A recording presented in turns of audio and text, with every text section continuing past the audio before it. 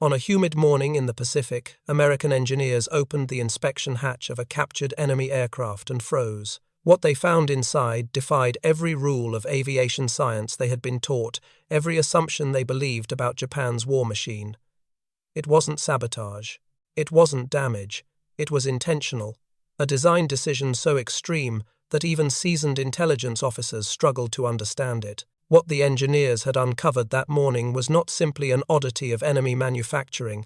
It was a window into an entirely different philosophy of warfare, one so far removed from American doctrine that it felt almost alien. As inspection teams gathered around the captured machine, whispering among themselves, the same question lingered in every mind. Why would any nation build an aircraft this way? The Pacific War was already entering its final and most ferocious stage. Japan, stretched thin across thousands of miles of ocean, relied heavily on long-range bombers to project power where its navy could no longer guarantee dominance. To American pilots, these sleek Japanese aircraft had long been puzzling adversaries, fast, persistent, capable of appearing in skies where no bomber should logically reach. But until now, no one had seen one intact, untouched by combat, laid bare under the bright Philippine sun. As the Americans moved deeper into the airframe, examining its ribs, fuel lines, rivets, and internal compartments, every new discovery seemed more implausible than the last. There was efficiency, yes, clever engineering in certain areas, but there was also absence. Entire systems that American crews considered essential simply were not there. No armor around the cockpit, no reinforcement for the fuel cells, no fire containment, no protective layering of any kind. It was as if the aircraft had been designed on the assumption that being shot at was an unlikely inconvenience rather than an inevitability of war. And to the men who had spent years fighting over the Solomons, New Guinea, and the Philippines, men who had watched friends die in burning wreckage, this philosophy felt not only reckless but surreal. Yet the mystery went deeper than missing armor. The bomber's enormous wings, its cavernous internal spaces, its unusual weight distribution, all hinted at a singular obsession woven into every bolt and panel of its structure range. Extreme, unparalleled, uncompromising range. Here, finally, was the answer to years of battlefield frustrations. How Japanese aircrews had struck American positions from hundreds of miles beyond expected reach. How isolated bases like Darwin, Port Moresby, and even ships far at sea had found themselves under sudden, devastating attack. How Japan had seemed capable, at least in the early war years, of being everywhere at once. But the Americans also understood the cost. Such range was not free. It was purchased through omission, through sacrifice. And as the Pacific tide shifted, and U.S. fighters gained superiority, that sacrifice had become Japan's gravest vulnerability. What had once enabled daring long-distance strikes was now sentencing entire bomber crews to fiery deaths. The aircraft before them, silent and abandoned, embodied the full contradiction of Japan's wartime strategy. Brilliant innovation intertwined with catastrophic miscalculation. It was not simply a machine. It was a story, one that connected the fall of the Philippines, the sinking of proud warships, the slaughter over Guadalcanal, and the desperate final months when Japan's air arm crumbled under overwhelming firepower. And this is where our journey begins.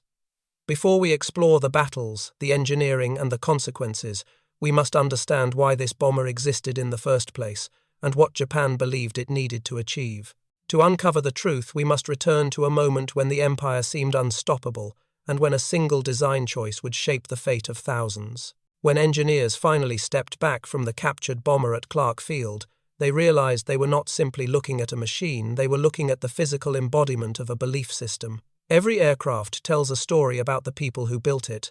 The rivets, the spars, the thickness of aluminum, the arrangement of fuel lines, all of it reflects assumptions about what war will demand and what survival will cost.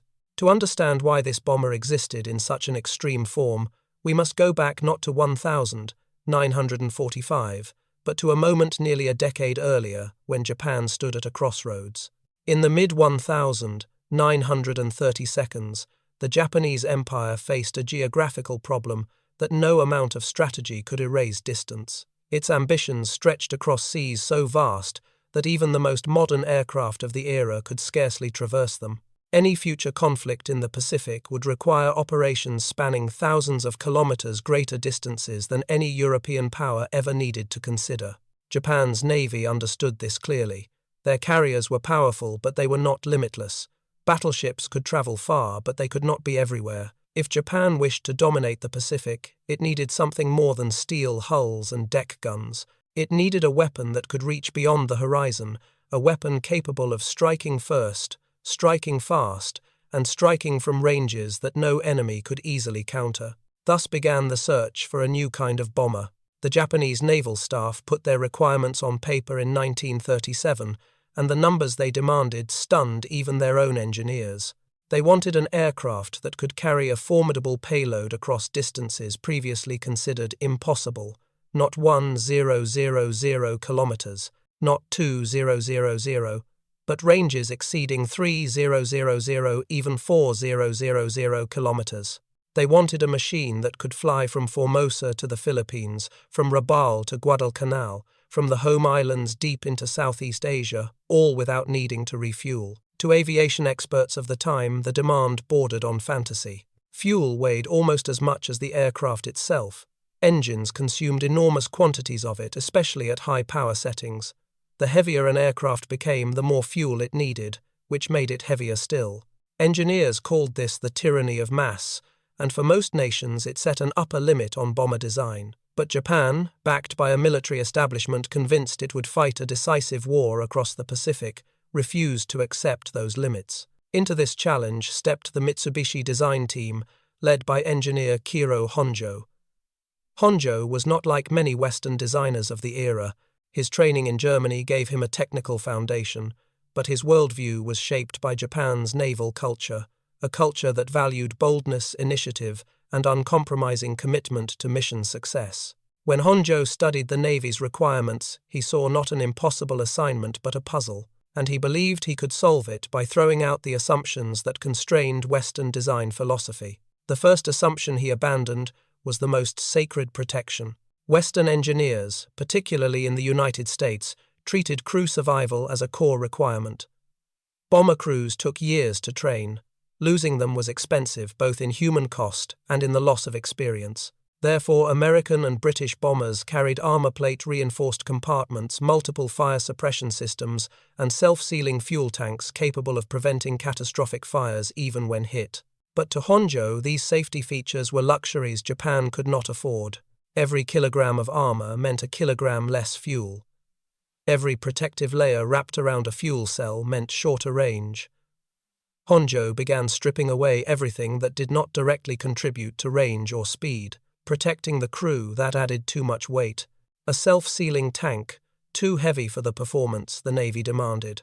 Redundant systems. Yes, they saved lives, but Japan's strategic vision placed the mission above the individual. The resulting engineering philosophy bordered on ruthless efficiency. Every gram of metal was questioned, weighed, reconsidered.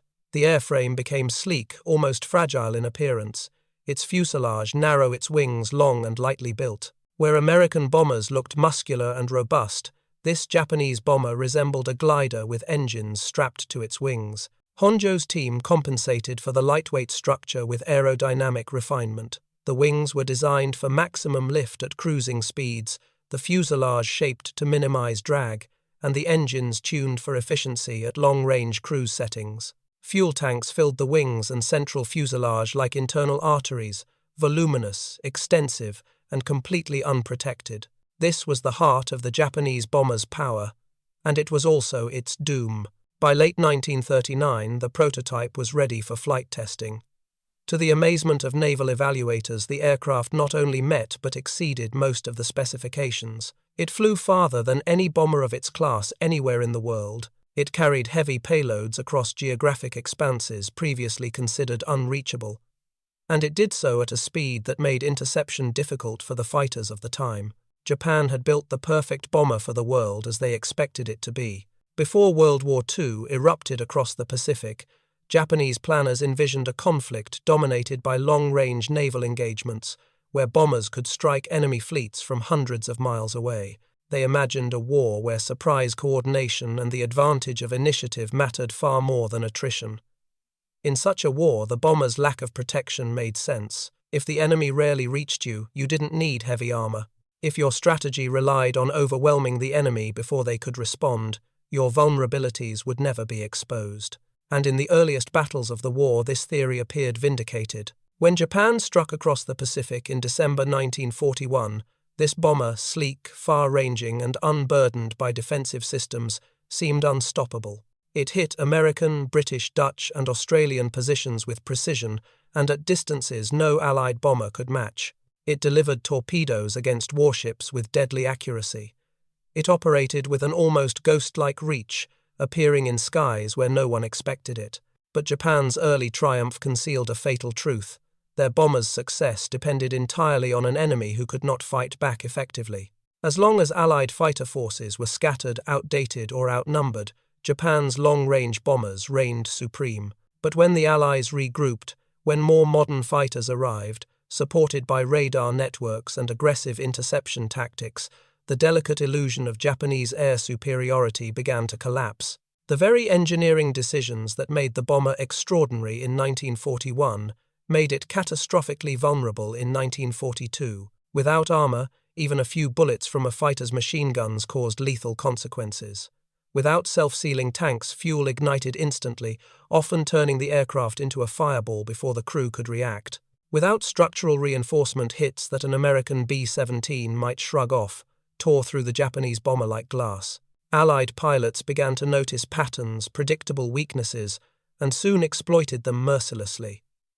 The bomber's reputation transformed from frighteningly effective to tragically fragile. American pilots gave it nicknames that captured its nature with cruel accuracy: the flying lighter, the one-shot torch, the cigar that burned from both ends. But to fully understand the consequences of these design trade-offs, we must return to that day at Clark Field, where American engineers stood in disbelief inside the wing of the captured bomber.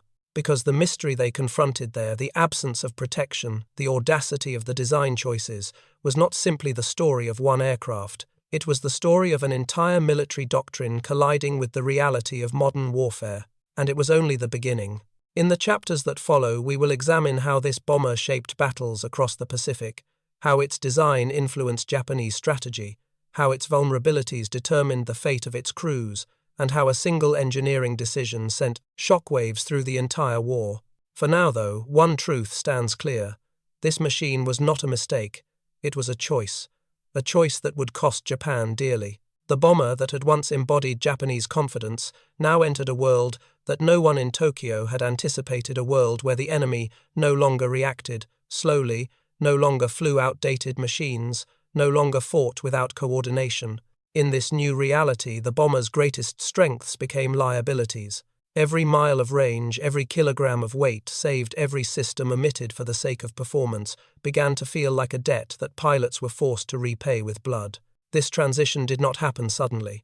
It unfolded gradually, like a crack forming across glass, subtle at first, then unmistakable, and finally irreversible. By mid-1942, American and Allied commanders had begun assembling patterns from combat reports. Pilots returning from engagements described the same phenomenon again and again. Japanese long-range bombers burned violently when hit far more readily than any aircraft they had encountered in the European theater. Gun camera footage showed flames erupting along the wing routes almost instantly. Survivors from naval vessels struck during early raids reported that debris from downed aircraft often landed still burning on the water.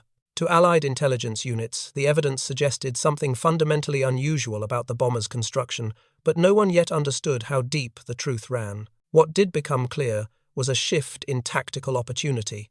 The moment American fighters became plentiful enough to intercept Japanese raids consistently, the aura surrounding these bombers evaporated. Their speed, previously their best defense, was now matched or exceeded by new Allied aircraft entering service. The turning point came in the Solomon Islands. When American Marines landed on Guadalcanal in August 1942, they did more than seize a strip of jungle. They seized the one airfield that would test every assumption behind Japan's long-range doctrines. Henderson Field, carved from raw earth and defended with desperation, offered something the Allies had previously lacked in the region: a permanent fighter-capable base positioned directly along Japan's offensive routes. For the first time, Japan's bombers could no longer rely on distance as protection. They had to fly into a hornet's nest. The early raids on Guadalcanal began much like those in the Philippines the year before, tightly grouped bomber formations escorted by agile fighters descending upon American positions. But this time, something was different. American fighters were waiting. Early in the campaign, these were wildcats, inferior to Japan's Zero in many respects, but flown with growing determination by pilots who now understood the stakes. As reinforcements arrived, the Corsair and later the Hellcat added speed, firepower, and improved climb rates into the Allied arsenal. The Japanese bomber crews noticed the shift immediately. They no longer approached their targets unchallenged. They no longer had high altitude to themselves. Interception after interception forced them into defensive patterns for which they were never designed. In the cramped interiors of the bombers, navigators and radio operators learned to brace for the sudden shock of gunfire striking the wings. Gunners lacking powered turrets or armored protection struggled to track incoming fighters who now attacked with ruthless precision. Only a handful of hits were required to seal the bomber's fate. A single tracer round into the wing root could ignite fuel that burned hotter than molten metal. Once on fire, the aircraft often disintegrated before the crew could bail out. Even pilots of the Zero escort fighters, who watched helplessly as their charges were picked apart, recognized the bomber's vulnerability. Reports submitted to Japanese headquarters described the same grim scenes: wings bursting open, fuselages consumed by flames, aircraft spiraling downward in incandescent arcs. The crews rarely survived long enough to radio their last positions. But the most significant change was psychological. American pilots, having fought more robust aircraft in Europe, quickly adapted to a new mindset. They no longer feared these bombers. They hunted them. They learned the exact points to aim for. They coordinated attacks from above and behind, targeting the same vulnerable zones again and again. The bomber's silhouette became recognizable even at long distance, its long cylindrical fuselage and wing-mounted engine nacelles, offering a familiar profile that Allied pilots now associated with quick, decisive kills. It was not simply that the bomber was fragile, it was that fragility had become predictable. Every combat doctrine the American fighter groups developed, throttle settings, firing ranges, approach angles, was tailored to exploit this predictability. Even inexperienced pilots began scoring kills with startling regularity. But what struck American crews most was not the tactical ease of these victories. It was the resolve of the men they fought. Japanese bomber crews knew exactly what awaited them. Yet they flew anyway. They were not reckless. They were not unaware. They understood the mathematics of survival as well as anyone. Each mission was a trade: reach the target or die trying. Some prayed before boarding. Others fastened good luck charms inside their cockpits. Many wrote letters they knew might become final farewells. What made their losses tragic was not just the flawed machine they flew, it was the clarity with which they faced their fate. Yet Japan could not stop sending them. The bomber was too deeply woven into Japan's strategy to be withdrawn. In a theater where distances were vast and supply lines stretched thin, the bomber remained one of the few tools capable of striking American positions before they consolidated their defenses. To retreat from its use would have meant conceding entire regions of the Pacific. Instead, Japanese commanders shifted tactics, adjusting routes and altitudes, adding more escort fighters, and attempting night operations. But none of these measures solved. The fundamental truth: long-range strategy built on unprotected machinery could not survive prolonged contact with an enemy that learned and adapted. Meanwhile, American intelligence analysts worked tirelessly to solve the mystery of the bomber's vulnerabilities. Why did it burn so easily? Why did seemingly light hits produce catastrophic failure? Why did the aircraft break apart so violently in mid-air? At first, analysts suggested that Japan might be using low-grade fuel or inferior lubricants. Others believed the aluminum alloys were impure or improperly heat-treated. But none of these theories fully explained what pilots were witnessing. Only when an intact airframe was captured, first in scattered pieces in New Guinea, later whole at Clark Field, did the full picture come into focus. Fuel tanks with no internal lining, no insulating foam, no rubberized membranes, no fire suppression plumbing, no armored bulkheads, no reinforcement plates, no system redundancy. Bare metal wrapped around volatile fuel, The Americans were astonished. The Japanese were unapologetic. To Honjo's design team, these were not omissions, they were optimizations. The bomber was never meant to survive a sustained interception.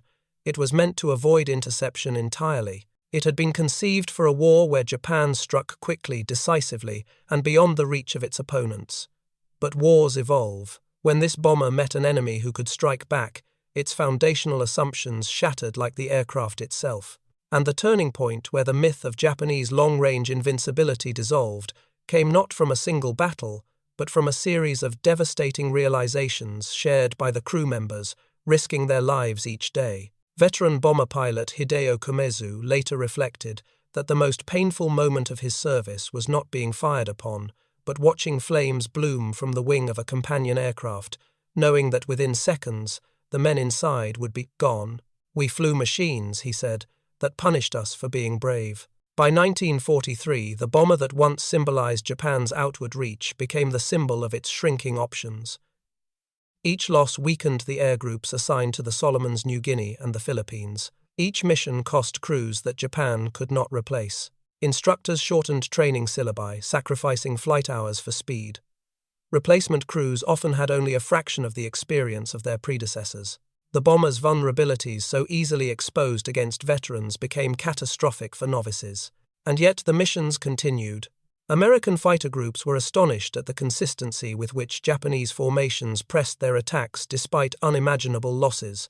Some interpreted it as fanaticism, others saw fatalism, but those who captured Japanese diaries after the war found something more complex: devotion not to the aircraft, not to strategy, but to one another. Crews stayed in service not because they believed their aircraft would bring them home, but because duty demanded they fly for the men beside them. Meanwhile, American engineers conducting their own examinations began comparing the Japanese bomber to the B-17 and B-24 inches service in Europe. The contrast was staggering. Where American bombers weighed heavily under armor and redundant systems, the Japanese bomber was featherlight, almost airy. Where American designs distributed fuel in protected bladders away from high-risk areas, the Japanese model treated fuel as a structural element, a necessity that dictated the aircraft's entire architecture. This difference was not merely technical, it was philosophical. Japan believed war would be won by decisive strikes, not by attrition. America believed war would be won by endurance, not by perfection. Japan believed range was the ultimate measure of power. America believed survival was the ultimate measure of value. And somewhere in the intersection between these beliefs, thousands of men found themselves trapped in machines that reflected choices made by leaders who would never sit in their cockpits. As 1943 unfolded, and 1944 began, the bomber's reputation continued to collapse. It had gone from feared to respected, to understood to predictable, and finally to vulnerable. Even missions carried out under cover of darkness could end in disaster if a single tracer round found its way into the wing. But the most dramatic demonstration of the bomber's structural vulnerability came from one of the Pacific War's most precise and consequential operations, a mission that proved that even when flown by elite crews under escort at altitudes chosen to minimize danger, the aircraft remained a prisoner of its own design. That operation would forever change the war. It would shake the Japanese high command, and it would reveal a truth that could no longer be avoided. The bomber Japan had built for conquest was now becoming an instrument of its own defeat. The mission that exposed the bomber's fate with stark clarity began not with roaring engines or frantic radio calls, but with silence. In a dimly lit operations room thousands of miles away, American intelligence officers were piecing together fragments of intercepted transmissions. They were not searching for a bomber formation or a naval convoy. They were tracking a single man, Admiral Isoroku Yamamoto, the architect of Pearl Harbor. His movements were usually cloaked in secrecy, but on that spring morning in 1943, he was vulnerable. He would be boarding one of the very aircraft whose design philosophy shaped Japan's air war, the bomber built for reach, not for survival. To American planners, this was more than an opportunity. It was a moment that could alter the trajectory of the Pacific War. When the details of Yamamoto's itinerary reached the desk of Admiral Chester Nimitz, the decision was swift. The mission was assigned to long-range P-38 interceptors, the only Allied fighters capable of crossing the vast distances required to strike the bomber before it reached its destination. The Americans understood that the Japanese believed their long-range bombers safe when escorted and flown at low altitudes over the sea. They also understood something the Japanese could not afford to ignore. The bomber's greatest strength range could not protect it from a determined interception. The P-38 pilots flew low, barely skimming the waves. Their exact navigation timing and fuel management had to be perfect, and as they approached the calculated point of interception, their tension grew. Would Yamamoto be there? Would the bombers arrive at precisely the predicted minute? Would the fuel reserves hold? But when the silver gleam of twin-engine aircraft appeared against the morning sky, doubt evaporated. 2 Japanese bombers, 6 escort fighters. The target was exactly where he was expected to be. The Americans broke formation. Their approach was clean and cutting. The Japanese escort fighters reacted too late to prevent the attack, and within seconds the vulnerable bomber carrying Yamamoto was hit along its wing route. Flames erupted instantly. The aircraft that had flown thousands of kilometers across the Pacific in earlier campaigns now succumbed to a handful of bullets. It did not glide. It did not break apart in sections. It disintegrated as though ignited from within. The Admiral's fate was sealed not by enemy brilliance, but by the aircraft he trusted. The mission, known later as Operation Vengeance, became a symbol of how completely the bomber's flaws had undermined Japan's ability to protect even its most valuable commanders. Yet this was only one story among thousands. As the conflict dragged on, the bomber continued to fly across the Pacific, sometimes carrying passengers, sometimes bombs, sometimes torpedoes, sometimes nothing but the hope of survival. But every sortie confronted the same reality. The aircraft's design philosophy no longer matched the war it was forced to fight. The Allies were everywhere now. They had radar networks, carrier groups, forward airfields, and fighters whose performance surpassed anything Japan could produce at scale. The bomber's long range, once a marvel, no longer provided strategic surprise. Instead, it merely extended the distance over which Japanese crews risked death. And then came Okinawa. In 1945, as Japanese forces prepared for a last stand, a new and desperate weapon emerged, the piloted rocket bomb. It was small, fast, and devastating if it could reach its target. The bomber became the only aircraft capable of carrying these weapons near American naval formations. Japan called these missions heavenly winds, but in reality, they were storms of fire that consumed their own crews long before they reached American ships. On the 21st of March 1945, a formation of bombers left the Japanese mainland carrying these weapons. Their pilots knew the danger. The escort fighters knew the odds, but the mission went forward anyway because Japan had run out of alternatives. American radar detected them at long range. Fighters launched. The interception was swift and merciless. The drag from the heavy rocket bombs reduced the bomber's maneuverability even further. The unprotected fuel tanks burned more violently than ever once hit.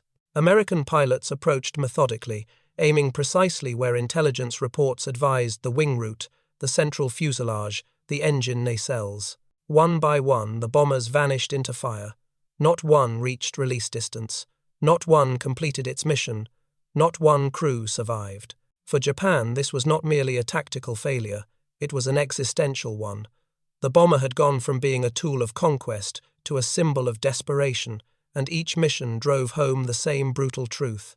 The aircraft's design could not be adapted quickly enough to match the evolving realities of the war. Engineers tried. They added rubber inserts. They tested limited forms of self-sealing tanks. They attempted to reinforce certain structural elements. They reduced fuel loads to make room for protection. But every modification undermined the bomber's defining feature range. To protect the aircraft, they had to sacrifice the very reason it existed. To keep the bomber dangerous, they had to keep it vulnerable.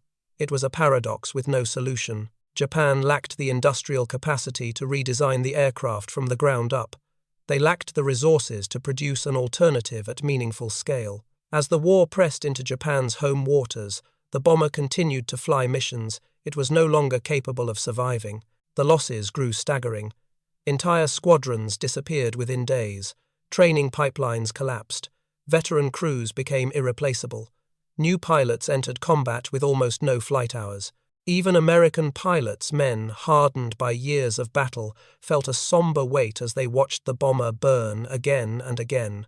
The initial satisfaction of victory dimmed. There was no glory in destroying aircraft whose crews had no real chance to defend themselves. Then, at last, the war neared its end. In August 1945, when the Emperor announced the surrender, there remained only a handful of bombers still capable of flight. Many were damaged. Others lacked fuel. Some sat abandoned in airfields overtaken by vines and tropical heat. Yet, 2 aircraft painted white, adorned with green crosses, were chosen to carry Japanese envoys to the Americans. There was symbolism in this choice, whether intentional or not. The bomber that opened the war by striking American positions in 1941 now helped close it. The aircraft that once symbolized Japan's reach now symbolized its submission. The machine, built on the belief that speed and range could overcome all other limitations, now served as a quiet messenger of the war's final truth. And that truth was this: a weapon is only as strong as the assumptions behind its design. Japan assumed it could win quickly. It assumed its enemies could not respond fast enough. It assumed range alone could achieve dominance. It assumed that survivability mattered less than striking power. Every one of those assumptions proved wrong. When Major Frank McCoy's team finished documenting the bomber at Clark Field, they were not merely cataloguing technical specifications. They were studying the consequences of decisions made in conference rooms years earlier by men who never imagined how harshly reality would test their theories. In the end, the bomber was not a failure of engineering, it was a failure of prediction. Japan had built the perfect machine for the wrong war. Its range could not save it. Its speed could not protect it. Its payload could not justify its cost. Its philosophy could not withstand the tide of attrition. And when the war finally ended, when American fighters no longer circled the skies, when bombers no longer roared over the Pacific, when surrender delegates stepped out of white-painted aircraft into the humid air of an occupied archipelago, the truth became undeniable. The bomber had achieved everything Japan asked of it, and failed in everything Japan did not foresee. When the last Japanese envoys stepped off the white-painted aircraft in August 1945, the war that had engulfed half the world finally began to release its grip. The aircraft that carried them, descendants of the same long-range bomber that once terrorized Pacific skies, sat quietly on the tarmac, engines ticking as they cooled sunlight glinting off fuselages that had outlived an era. For the first time, no one feared them. No one expected them to strike or flee. They were relics of a war whose fury had burned itself out. Yet even in silence, those aircraft told a story. Every scar in their metal, every rivet, every hollow space where armor should have been revealed, the truth of a nation's gamble. Japan had chosen reach over resilience, speed over safety, vision over practicality, and in the end, that choice consumed an entire generation of aviators who had stepped into machines never meant to protect them. Major Frank McCoy, years after examining the captured bomber at Clark Field, reflected privately that he had never encountered a design more brilliant or more tragic. "It wasn't poorly built," he wrote. "It was built for a world that never existed." The bomber's creators had imagined a war of sudden blows, decisive strikes, and enemies too distant to retaliate. But wars have a way of exposing illusions, and the Pacific War exposed Japan's most deeply held belief that victory could come from daring alone. The truth was harsher. Victory came from endurance, from factories that never slept, from fuel that never ran dry, from crews who could fight today and return tomorrow.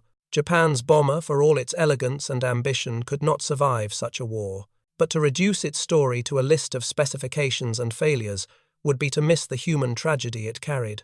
Inside those unprotected fuselages were young men who laughed, argued, prayed, and hoped. Men who climbed into their aircraft knowing the odds, yet choosing to fly anyway because duty demanded it. Their courage was not diminished by the flaws of their machine. If anything, it was magnified by them. American pilots who faced these bombers often expressed conflicted respect. They saw the determination of crews who fought with whatever tools they were given, even when those tools betrayed them. In the final months of the war, some American veterans admitted that shooting down these aircraft felt less like defeating an enemy and more like witnessing inevitability. "It was a mercy," one pilot wrote in his diary. "They never had a chance. When historians look back on the bomber's legacy, they often place it within charts, diagrams, and casualty tables. But beneath the numbers lies a deeper lesson, one that transcends national borders, doctrines, and eras. War punishes certainty. The moment a nation believes its assumptions are unbreakable, the world will find a way to break them. The moment a weapon is designed without room for adaptation, the battlefield will evolve beyond it. The moment leaders forget that survival is as important as striking power, they risk losing both. The Japanese bomber stands today in museums and airfields, a reminder not of failure but of consequence. A reminder that bold ideas must be tempered by realism, that bravery cannot compensate for flawed foundations. That strategy must evolve as quickly as the war it seeks to win. And above all, it reminds us that behind every aircraft, protected or unprotected, flies a human being whose life deserves more than the assumptions of planners far behind the front lines. As the sun set on the Pacific War, 2 white bombers with green crosses descended onto a foreign runway bearing Japan's surrender. Their engines fell silent. Their mission at last was peaceful. And in that moment, the story of one of the most controversial aircraft in history reached its quiet conclusion. Not in fire, not in triumph, but in understanding. Because the final legacy of Japan's long-range bomber is not written in the destructive power it once carried, nor in the flames that so often consumed it, but in the lesson it leaves behind. Technology shapes war, but assumptions decide its outcome.